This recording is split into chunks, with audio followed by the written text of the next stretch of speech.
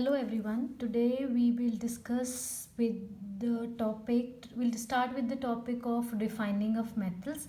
But before that, let me recapitulate what all we have done till now. ठीक है we have an ore. किसी भी metal ਦਾ ਆਪਣੇ ਕੋਲ ore है that has been extracted from earth. Pay attention. Extracted from earth. ਕੋਈ ਵੀ metal ਦਾ ore ਹੈ ਜਿਹੜਾ earth ਵਿੱਚੋਂ extract ਕਰ ਲਿਆ ਗਿਆ ਉਸ ਓਰ ਨੂੰ ਆਪਾਂ ਕ੍ਰਸ਼ ਕਰਕੇ ਜਾਂ ਗ੍ਰਾਈਂਡ ਕਰਕੇ ਅਸੀਂ ਕਿੱਥੇ ਪਹੁੰਚ ਗਏ ਹਾਂ ਪਾਊਡਰਡ ਓਰ। ਹੁਣ ਉਹ ਜਿਹੜਾ ਪਾਊਡਰਡ ਓਰ ਹੈ ਉਹ it also contains gang particles,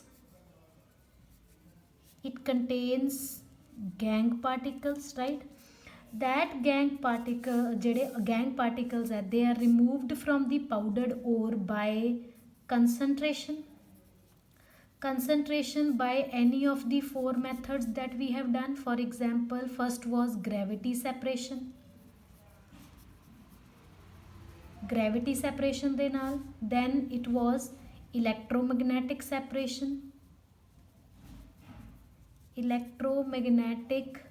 separation, then it was froth flotation process, and the last was leaching. ਇਹਨਾਂ ਚਾਰਾਂ ਮੈਥਡ ਦੇ ਨਾਲ ਤੁਸੀਂ ਓਰ ਦੇ ਵਿੱਚੋਂ ਗੈਂਗ ਪਾਰਟੀਕਲਸ ਰਿਮੂਵ ਕਰ ਸਕਦੇ ਹੋ। ਦੈਨ ਜਿਹੜਾ ਪਾਊਡਰਡ ਓਰ ਹੈ ਜਦੋਂ ਤੁਸੀਂ ਸਾਰੇ ਗੈਂਗ ਪਾਰਟੀਕਲਸ ਰਿਮੂਵ ਕਰਕੇ ਤੁਹਾਡੇ ਕੋਲ ਕੀ ਆ ਗਿਆ ਕੰਸਨਟ੍ਰੇਟਿਡ ਓਰ ਦੀ ਫਿਰ ਤੁਸੀਂ ਕੀ ਕਰਦੇ ਹੋ ਜਾਂ ਤਾਂ ਕਰਦੇ ਹੋ ਕੈਲਸੀਨੇਸ਼ਨ ਤੇ ਜਾਂ ਕੀ ਕਰਦੇ ਹੋ ਰੋਸਟਿੰਗ। ਤਾਂ ਉਹ ਫਿਰ ਜਿਹੜਾ ਤੁਹਾਡਾ ਕੰਸਨਟ੍ਰੇਟਿਡ ਓਰ ਹੈ ਉਹ ਕਾਹਦੇ ਵਿੱਚ ਚੇਂਜ ਹੋ ਜਾਂਦਾ ਆਕਸਾਈਡ ਆਫ ਦੈਟ ਮੈਟਲ।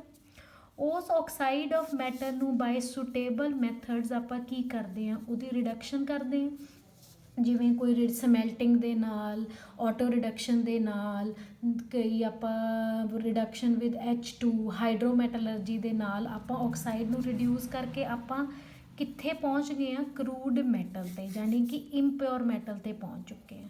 ਆਪਾਂ ਪਿਛਲੀ ਵੀਡੀਓਜ਼ ਦੇ ਵਿੱਚ ਆਪਾਂ ਇੱਥੋਂ ਤੱਕ ਪਹੁੰਚ ਚੁੱਕੇ ਹਾਂ ਕਰੂਡ ਮੈਟਲ ਤੱਕ। ਠੀਕ ਹੈ, ਆ ਸਾਰੇ ਪ੍ਰੋਸੈਸਿਸ ਕਰਕੇ ਓਰ ਨੂੰ ਪਾਊਡਰਡ ਓਰ ਤੋਂ ਕੰਸਨਟ੍ਰੇਟਿਡ ਓਰ ਤੋਂ ਆਕਸਾਈਡ ਤੇ ਫਿਰ ਕਰੂਡ ਮੈਟਲ। ਹੁਣ ਇਸ ਕਰੂਡ ਮੈਟਲ ਤੋਂ ਆਪਾਂ ਪਹੁੰਚਣਾ ਪਿਓਰ ਮੈਟਲ ਵਾਲੀ side. We have to reach up to pure metal. ਉਹਦੇ ਵਾਸਤੇ ਆਪਾਂ ਕਿਹੜਾ ਪ੍ਰੋਸੈਸ ਲਗਾਉਂਦੇ ਹਾਂ refining. We do the refining of the metals to obtain the pure metals, right? ਹੁਣ ਆਪਾਂ ਅੱਜ ਆਹ ਟੌਪਿਕ ਕਵਰ ਕਰਨਾ ਹੈ crude metal to pure metal by the process of refining. There are different methods by which we can refine the metals. So we will start with this refining or purification of metal. The first process is distillation. ਤੁਸੀਂ ਬਹੁਤ ਪਹਿਲੀਆਂ classes ਤੋਂ ਕਰਦੇ ਆ ਰਹੇ ਹੋ ਕਿ ਡਿਸਟੀਲੇਸ਼ਨ ਦੇ ਵਿੱਚ ਆਪਾਂ ਬੋਇਲ ਕਰਦੇ ਹਾਂ। ਤੇ ਇਹਦੇ ਵਿੱਚ ਆਪਾਂ ਐਡਵਾਂਟੇਜ ਕਿਸ ਚੀਜ਼ ਦੀ ਲੈਂਦੇ ਹਾਂ, ਇਹਦੇ ਵਿੱਚ ਆਪਾਂ ਵੀ take into consideration the difference in the boiling points of the metal and the ਇੰਪਿਓਰਿਟੀਜ਼।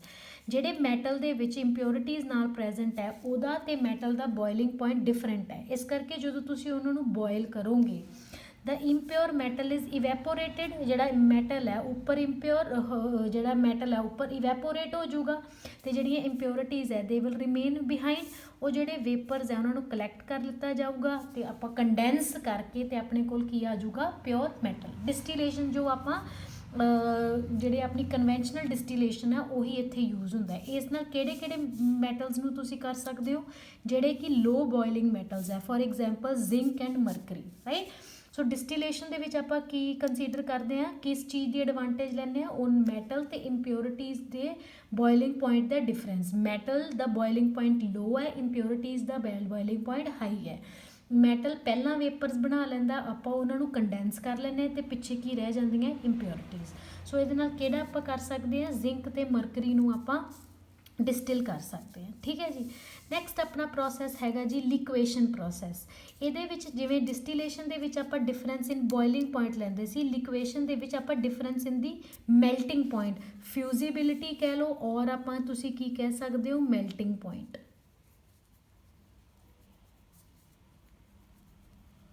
or you can say the melting point, right? ਹੁਣ ਇਹਦੇ ਵਿੱਚ ਕੀ ਹੁੰਦਾ ਹੈ ਕਿ ਇੰਪਿਓਰਿਟੀਜ਼ ਆਰ ਲੈਸ ਫਿਊਜ਼ੀਬਲ ਦੈਨ ਦੀ ਮੈਟਲ ਇਟਸੈਲਫ। ਇਹਦੇ ਵਿੱਚ ਇਹ ਕਹਿਣਾ ਕਿ ਜਿਹੜੇ ਮੈਟਲ ਦਾ ਮੈਲਟਿੰਗ ਪੁਆਇੰਟ ਘੱਟ ਹੈ ਤੇ ਇੰਪਿਓਰਿਟੀਜ਼ ਦਾ ਮੈਲਟਿੰਗ ਪੁਆਇੰਟ ਜ਼ਿਆਦਾ ਹੈ। ਜਿਵੇਂ ਹੁਣ ਇਸ ਡਾਇਗਰਾਮ ਵਿੱਚ ਦੇਖੋ, ਆਪਾਂ ਇੱਥੇ ਇੰਪਿਓਰ ਮੈਟਲ ਲਿਆ, ਉਸ ਇੱਥੇ ਹੀਟਿੰਗ ਦੇ ਨਾਲ ਉਸ ਨੂੰ ਪਿਘਲਾਉਂਦੇ ਆ, ਮੈਟਲ ਪਹਿਲਾਂ ਪਿਘਲ ਜਾਂਦਾ, ਇਸ ਕਰਕੇ ਉਹ ਇਸ ਸਲੋਪ ਦੇ ਵਿੱਚ ਇੱਦਾਂ ਆਉਂਦਾ, ਇੱਥੇ ਕਲੈਕਟ ਹੋ ਜਾਂਦਾ ਅਤੇ ਪਿੱਛੇ ਇੰਪਿਓਰਿਟੀਜ਼ ਜਿਨ੍ਹਾਂ ਦਾ ਮੈਲਟਿੰਗ ਪੁਆਇੰਟ ਜ਼ਿਆਦਾ ਉਹ ਇੱਥੇ ਹੀ ਰਹਿ ਜਾਂਦੀਆਂ। ਸਮਝ ਆ ਗਈ? ਸੋ ਇਹਦੇ ਵਿੱਚ ਕੀ ਕੀਤਾ ਜਾਂਦਾ, the impure metal is placed on the sloping hearth, ਇੱਕ ਸਲੋਪ 'ਤੇ ਆਪਾਂ ਉਹਨੂੰ ਪਲੇਸ ਕਰਦੇ ਹਾਂ ਇਨ ਅ ਫਰਨੈਸ, ਅਤੇ ਫਿਰ ਉਸਨੂੰ ਜੈਂਟਲੀ ਹੀਟ ਕਰਦੇ ਹਾਂ। ਮੈਟਲ ਦਾ ਮੈਲਟਿੰਗ ਪੁਆਇੰਟ ਲੋ ਹੋਣ ਕਰਕੇ it melts and flows down leaving behind the impurities on the hearth. ਇਹਦੇ ਨਾਲ ਕਿਹੜੇ ਕਿਹੜੇ ਮੈਟਲਸ ਆਪਾਂ ਕਰ ਸਕਦੇ ਹਾਂ, ਬਿਸਮਿਥ, ਟਿਨ, ਲੈਡ, ਮਰਕਰੀ। ਸਮਝ ਗਏ? ਸੋ ਇਹਦੇ ਵਿੱਚ ਤੁਸੀਂ ਐਗਜ਼ਾਮਪਲਸ ਬੜੇ ਇੰਪੋਰਟੈਂਟ ਹੈ ਕਿ ਕਿਹੜੇ ਕਿਹੜੇ ਮੈਟਲਸ ਤੁਸੀਂ ਕਿਹੜੇ ਕਿਹੜੇ ਮੈਥਡਸ ਦੇ ਨਾਲ ਡਿਸਟਿਲ ਰਿਫਾਈਨ ਕਰ ਸਕਦੇ ਹੋ। ਡਿਸਟੀਲੇਸ਼ਨ ਦੇ ਨਾਲ ਆਪਾਂ ਕਰ ਸਕਦੇ ਹਾਂ ਜ਼ਿੰਕ ਤੇ ਮਰਕਰੀ ਨੂੰ, ਲਿਕੁਏਸ਼ਨ ਦੇ ਨਾਲ ਆਪਾਂ ਕਰ ਸਕਦੇ ਹਾਂ ਬਿਸਮਿਥ, ਟਿਨ, ਲੈਡ ਤੇ mercury. So these are two different methods. So distillation ਦੇ ਵਿੱਚ ਕੀ ਸੀਗਾ, ਆਪਾਂ ਬੋਇਲਿੰਗ ਕਰਦੇ ਹਾਂ, ਅਤੇ ਲਿਕੁਏਸ਼ਨ ਦੇ ਵਿੱਚ ਆਪਾਂ ਕੀ ਕਰਦੇ ਹਾਂ, ਮੈਲਟਿੰਗ ਕਰਦੇ ਹਾਂ। ਦੋਵਾਂ ਦੇ ਇੰਪਿਓਰਿਟੀਜ਼ ਦੇ ਮੈਟਲਸ ਦੇ ਵਿੱਚ ਉਹਨਾਂ ਦਾ ਡਿਫਰੈਂਸ ਹੁੰਦਾ ਇਨ ਦੀ melting and the boiling point, right. Next ਸਾਡਾ ਮੈਥਡ ਹੈਗਾ ਜੀ ਇਲੈਕਟ੍ਰੋਲਿਟਿਕ ਰਿਫਾਈਨਿੰਗ। ਇਹਦੇ ਵਿੱਚ ਆਪਾਂ ਇਲੈਕਟ੍ਰੋਲਿਟਿਕ ਪ੍ਰਿੰਸੀਪਲਸ ਜਾਂ ਇਲੈਕਟ੍ਰੋਕੈਮੀਕਲ ਪ੍ਰਿੰਸੀਪਲਸ ਆਪਾਂ ਯੂਜ਼ ਕਰਦੇ ਹਾਂ। ਇਹਦੇ ਵਿੱਚ ਕੀ ਕੀਤਾ ਜਾਂਦਾ ਹੈ, impure metal is made as anode while a thin sheet of pure metal is made as cathode। ਹੁਣ ਮੈਂ ਪਹਿਲਾਂ ਤੁਹਾਨੂੰ ਡਾਇਗਰਾਮ ਦੇ ਥਰੂ ਐਕਸਪਲੇਨ ਕਰਦੀ ਹਾਂ। ਸਪੋਜ਼ ਕਰੋ ਆਪਣੇ ਕੋਲ ਇੱਥੇ ਕੋਈ ਇਲੈਕਟ੍ਰੋਲਿਟਿਕ ਸੋਲਿਊਸ਼ਨ ਹੈ, it can be any, suppose ਆਪਾਂ ਕਾਪਰ ਸਲਫੇਟ ਹੈ, ਇਹ ਇਲੈਕਟ੍ਰੋਲਿਟਿਕ ਸੋਲਿਊਸ਼ਨ ਹੈ, ਰਾਈਟ। ਇਹਦੇ ਵਿੱਚ ਆਪਾਂ ਡਿਪ ਕੀਤੀ ਹੈ ਰੋਡ,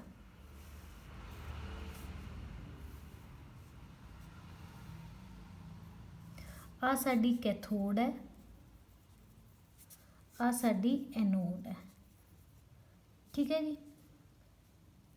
ਇਹ ਸਾਡਾ ਇੰਪਿਓਰ ਮੈਟਲ ਹੈ ਜਿਹਦੇ ਵਿੱਚ ਇੰਪਿਓਰਿਟੀਜ਼ ਪ੍ਰੈਜ਼ੈਂਟ ਹੈ, ਠੀਕ ਹੈ, ਜਿਹਨੂੰ ਅਸੀਂ ਰਿਫਾਈਨ ਕਰਨਾ ਹੈ। ਆ ਸਾਡਾ ਪਿਓਰ ਮੈਟਲ ਹੈ, ਠੀਕ ਹੈ। ਸਪੋਜ਼ ਇੰਪਿਓਰ ਮੈਟਲ ਕਾਪਰ ਹੈ ਅਤੇ ਪਿਓਰ ਮੈਟਲ ਵੀ ਕਾਪਰ ਹੈ, ਰਾਈਟ। ਹੁਣ ਇਹਦੇ ਵਿੱਚ ਕੀ ਕੀਤਾ ਜਾਂਦਾ ਹੈ,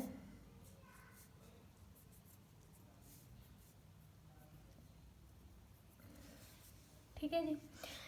ਜਦੋਂ ਇਲੈਕਟ੍ਰੀਸਿਟੀ ਪਾਸ ਕੀਤੀ ਜਾਂਦੀ ਹੈ, ਐਨੋਡ 'ਤੇ ਹੁੰਦੀ ਹੈ ਆਕਸੀਡੇਸ਼ਨ, ਐਨੋਡ 'ਤੇ ਕੀ ਹੁੰਦੀ ਹੈ, ਆਕਸੀਡੇਸ਼ਨ। ਸੋ ਐਟ ਐਨੋਡ ਕਿਹੜੀ ਰਿਐਕਸ਼ਨ ਹੋ ਰਹੀ ਹੈ, at anode oxidation takes place.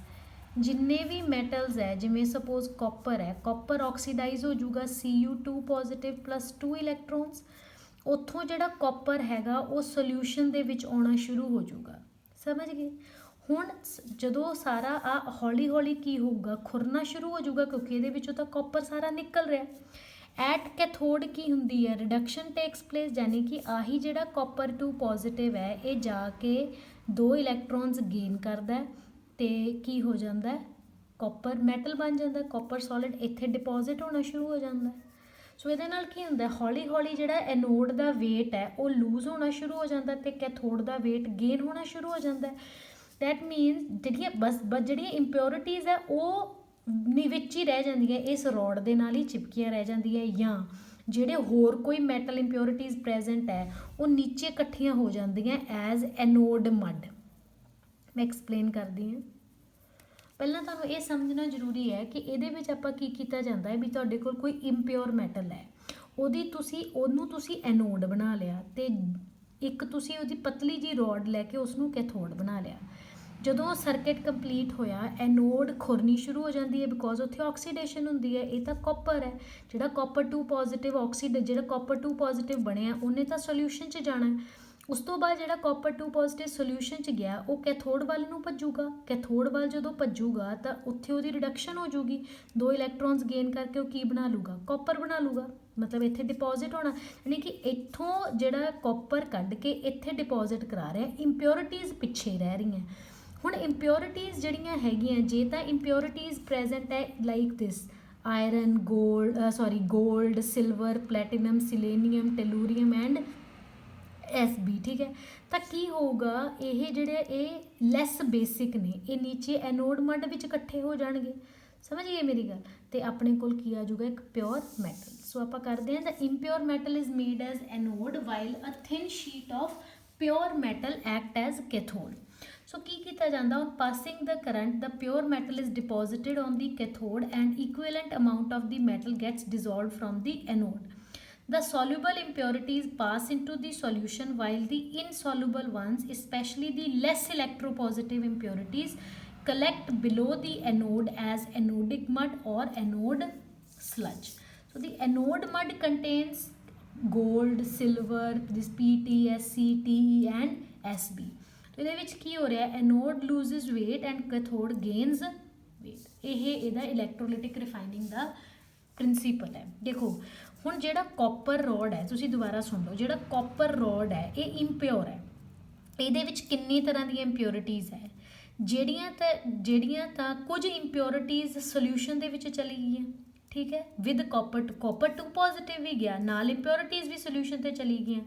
ਉਹ ਇੰਪਿਓਰਿਟੀਜ਼ ਇਸ ਸੋਲਿਊਸ਼ਨ ਦੇ ਵਿੱਚ ਹੀ ਰਹਿਣਗੀਆਂ, ਪਰ ਜਿਹੜਾ ਕਾਪਰ 2 ਪੋਜ਼ਿਟਿਵ ਆ ਉਹ ਰਿਡਿਊਸ ਹੋ ਕੇ ਇੱਥੇ ਕੀ ਹੋ ਜਾਊਗਾ, ਡਿਪੋਜ਼ਿਟ ਹੋ ਜਾਊਗਾ। ਹੁਣ ਜਿਹੜੀਆਂ ਇੰਪਿਓਰਿਟੀਜ਼ ਆਹ ਵਾਲੀਆਂ ਪ੍ਰੈਜ਼ੈਂਟ ਹੈ, ਜਿਵੇਂ ਗੋ, AU, PT, SE, TE, SB, ਇਹ ਕੀ ਕਰਨਗੀਆਂ, ਇਹ ਨੀਚੇ ਐਜ਼ ਅ ਐਨੋਡਿਕ ਮੱਡ, ਜਾਣੀ ਕਿ ਚਿੱਕੜ ਵਾਂਗੂ ਇੱਥੇ ਐਨੋਡ ਦੇ ਨੀਚੇ ਇਕੱਠੀਆਂ ਹੋ ਜਾਣਗੀਆਂ। ਸਮਝ ਗਏ ਮੇਰੀ ਗੱਲ। ਇਹ ਹੈ ਤਾਂ ਪ੍ਰਿੰਸੀਪਲ ਕੀ ਹੈ ਇਹਦੇ ਵਿੱਚ, anode oxidation takes place, cathode ਤੇ reduction takes place. The anode loses weight and the cathode gains weight. ਠੀਕ ਹੈ ਜੀ।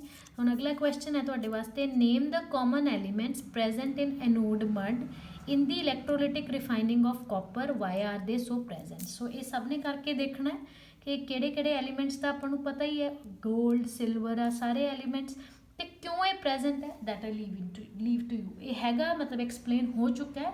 ਸੋ I want you to do in your own words ਕਿ ਇਹ ਕਿਉਂ, ਲਾਈਕ ਕਿਉਂ ਦੇ why the anode mud is present, right. ਇਹ ਇਲੈਕਟ੍ਰੋਲਿਟਿਕ ਰਿਫਾਈਨਿੰਗ ਮੈਥਡ ਹੈ। ਨੈਕਸਟ ਸਾਡਾ ਮੈਥਡ ਹੈਗਾ ਜੀ, ਕੁਝ ਸਪੈਸ਼ਲ ਮੈਥਡਸ ਹੈ for the refining of the metals. The first one is vapour phase refining. ਇਹਦੇ ਵਿੱਚ ਕੀ ਕੀਤਾ ਜਾਂਦਾ ਹੈ, ਵੇਪਰ ਫੇਜ਼ ਜਿਹੜਾ ਮੈਟਲ ਹੈ, it forms a volatile compound ਜਿਹੜਾ ਉੱਡਦਾ in the form of vapours, ਤੇ with a suitable reagent whereas ਇੰਪਿਓਰਿਟੀਜ਼